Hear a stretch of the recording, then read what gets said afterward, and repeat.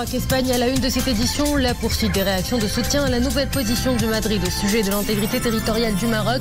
Une nouvelle position qui privilégie la voie de la raison pour une nouvelle voie de l'avenir. Elle imprime une dimension plus ambitieuse aux relations de bon voisinage et de coopération. Un nouveau cap franchi grâce au leadership de Sa Majesté. Ce mois béni de Ramadan nous a apporté une bonne dose de fraîcheur nécessaire après une longue période de stress hydrique. Une pluie revigorante qui se poursuivra jusqu'au mercredi et qui arrosera les 4 coins du royaume. Averses orageuses, mais aussi des chutes de neige attendues sur les hauteurs. Page culture à suivre en fin d'édition. Tout au long de ce mois béni, nous braquerons les projecteurs sur un des sites historiques marocains classés patrimoine mondial de l'humanité. Une nouvelle rubrique pour vous faire découvrir les joyaux culturels de notre pays. Une série que nous entamerons par la cité millénaire, Fès, terre des civilisations. Mesdames, Messieurs, bonjour. Sa Majesté le roi Mohamed VI a adressé un message de félicitations et de vœux au président de la République du Sénégal, Monsieur Macky Sall, à l'occasion de la fête de l'indépendance de son pays. Dans son message, Sa Majesté le roi souligne notamment, et je cite le souverain, la coopération multiforme, multidimensionnelle et historique qui unit de façon exemplaire le Royaume du Maroc et la République du Sénégal incarne parfaitement notre vision partagée de la coopération sud-sud. Fin de citation. Et entre Madrid et Rabat, une nouvelle ère est initiée, importante pour aller de l'avant dans les relations bilatérales. Les jours qui viennent annoncent des perspectives prometteuses et concrètes de partenariat. Ce nouvel élan donné aux relations entre le Maroc et l'Espagne est un hymne et une vision de leadership de Sa Majesté le roi Mohamed VI au service de la paix et du développement. Iman Abou. Le Maroc et l'Espagne, 2 États-nations millénaires et 2 voisins qui bercent la Méditerranée depuis la nuit des temps. Les 2 pays ouvrent aujourd'hui une nouvelle page de leur histoire commune et marquent un nouveau départ dans leur partenariat. La position du gouvernement espagnol de soutenir le plan marocain d'autonomie comme étant la base la plus sérieuse, réaliste et crédible pour résoudre le différend sur le Sahara marocain est une décision qui contribue au règlement d'un conflit qui n'a que trop duré. Une position exprimée depuis quelques années déjà par des intellectuels et des acteurs de la vie politique en Espagne. Il y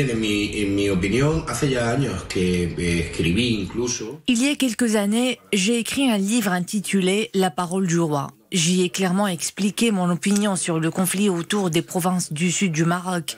Depuis 2017, j'ai beaucoup écrit sur la proposition de Rabat pour la résolution de ce conflit. Une proposition que j'ai trouvée crédible et réaliste.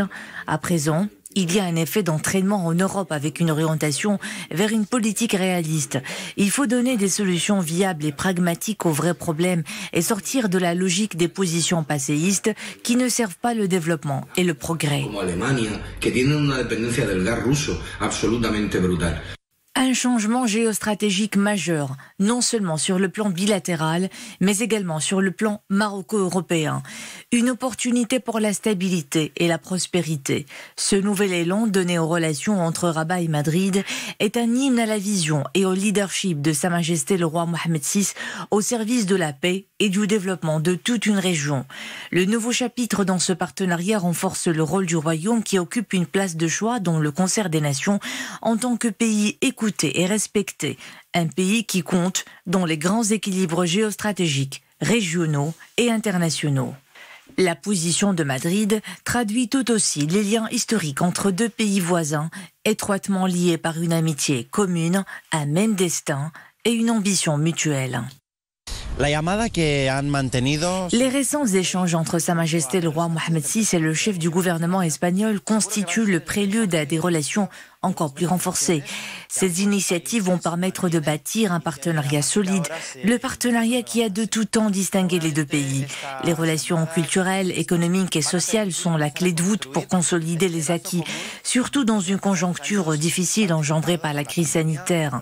Je suis convaincu que ce sont là les prémices d'une relation plus prospère, gage de stabilité et d'un avenir commun. Le futur partenariat est porteur de grands espoirs pour faire des relations maroco-espagnoles un modèle à méditer au niveau des relations internationales. Les liens productifs entre les 2 pays auront un impact positif et constructif sur le développement économique, la paix et la stabilité dans le pourtour méditerranéen et en Afrique du Nord. L'histoire et la géographie sont de honorables témoins.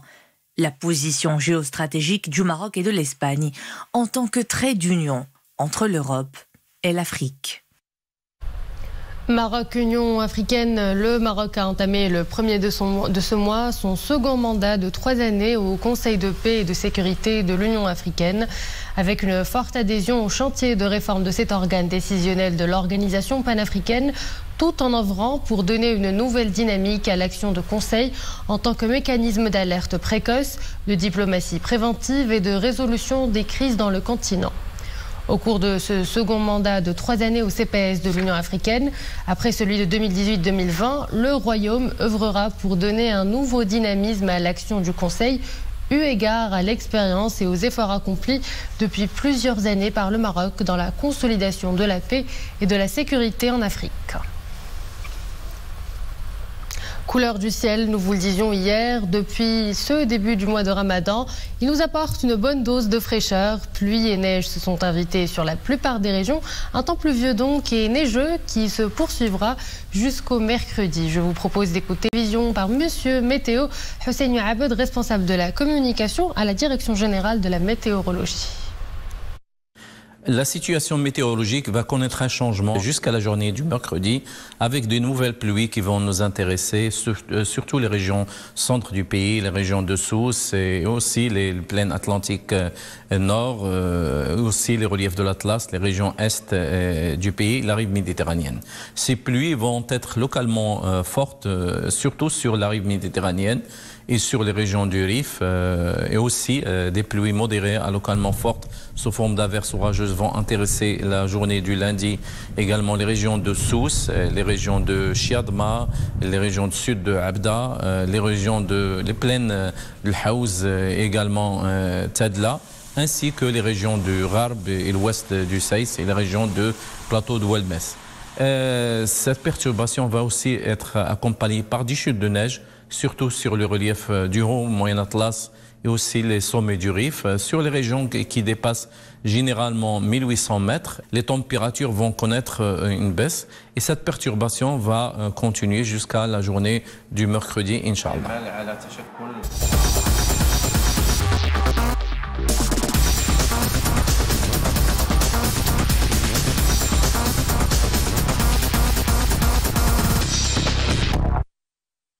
Et place à présent à la chronique sport avec Boubker. Boubker, bonjour.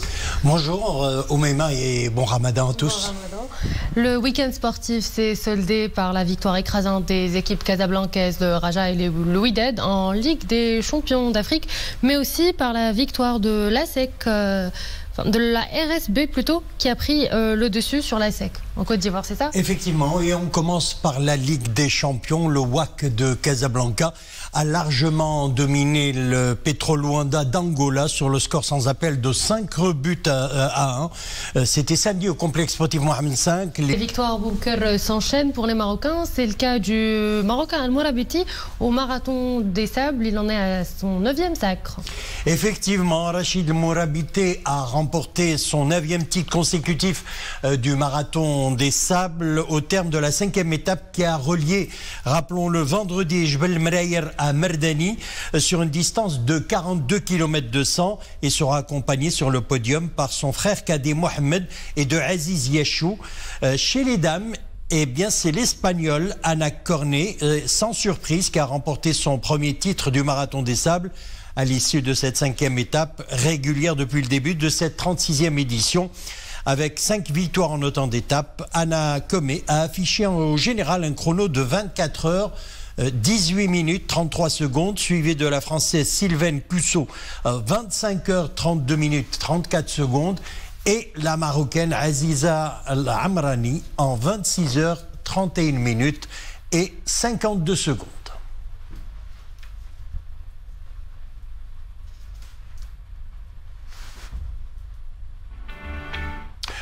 On parle tennis à présent avec le grand trophée Hassan II de tennis. 32 joueurs, dont certains figurent au top 50 du classement mondial participe donc, et ce jusqu'au 10 de ce mois à Marrakech, à la 36e édition du Grand Prix Hassan II de tennis, un événement sportif d'envergure placé sous le patronage de Sa Majesté le Roi Mohammed VI.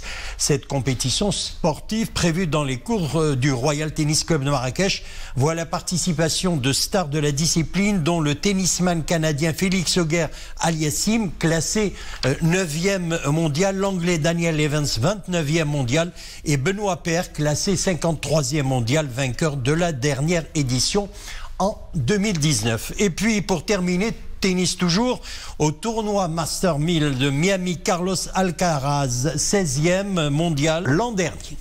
Voilà pour la rubrique sport au Moïma. Merci beaucoup. On se donne rendez-vous vendredi de la semaine pour une nouvelle chronique.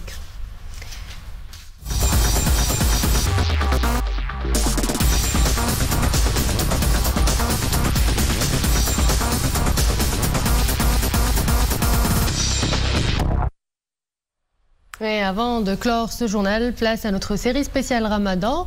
Tout au long du mois béni, vous avez rendez-vous avec de nouvelles capsules. Chaque jour, nous vous ferons découvrir ou redécouvrir un site historique marocain classé patrimoine mondial de l'humanité. Aujourd'hui, l'équipe d'Al Oula met le cap sur Fès, première ville du royaume classée au patrimoine mondial de l'UNESCO. Le grand format de cette édition est signé Abdelrahim Ben Cheikhi, Hamza Sayeh, Khadija Rafiq sur un récit de Maryam El Missi.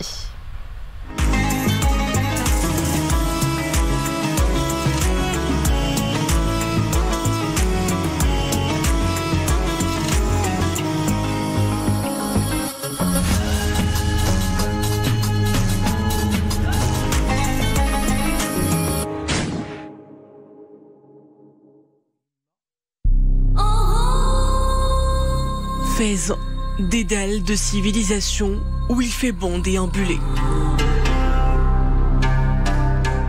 En 12 siècles, la cité médiévale n'a pas pris une ride. Souk, mosquée, médersa, tannerie et palais y trouvent toujours place. Demeure des savants et Éden des visiteurs, il se laisse porter par le clapotis de sa rivière. Oued Fès et ses sources jaillissantes étanchent la soif des riverains et des oiseaux sur la voie de leur migration. La tournée se poursuit et nous voici saisis dans les ruelles étroites de Fès el Bali. Elle nous mène jusqu'au mausolée Moulay Idriss, un îlot de calme et de spiritualité au cœur du vieux Fès.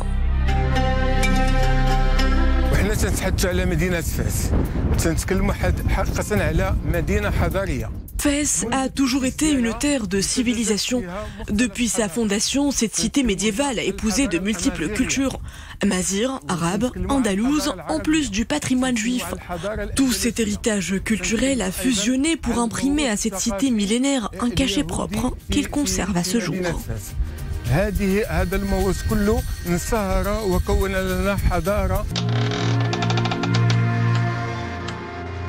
Des bribes d'histoire racontées par les remparts cernant les passerelles entre Al-Azhar et Al-Qarawiyyin. Chaque coin et recoin recèle une mémoire où se sont croisées population et religion.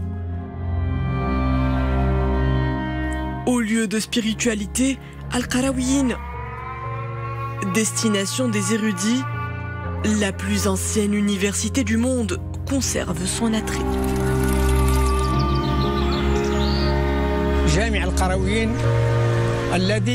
La mosquée Al-Qarawiyyin a été édifiée par Fatima Al-Fihriya. C'était un véritable carrefour spirituel, mais aussi une destination scientifique de premier choix pour les savants. Quiconque qui arrivait à Fès faire ses études ou s'y installer forgeait sa personnalité de valeurs intellectuelles inculquées sur les bancs d'Al-Qarawiyyin.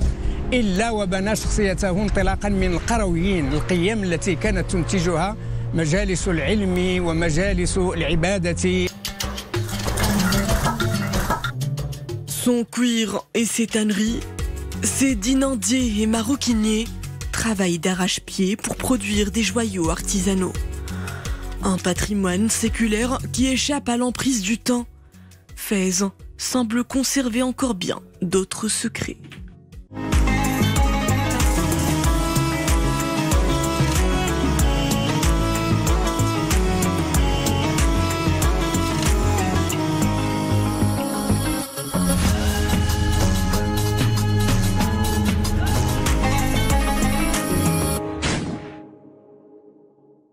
Et voilà, c'est la fin de cette édition. Merci à vous de l'avoir suivi.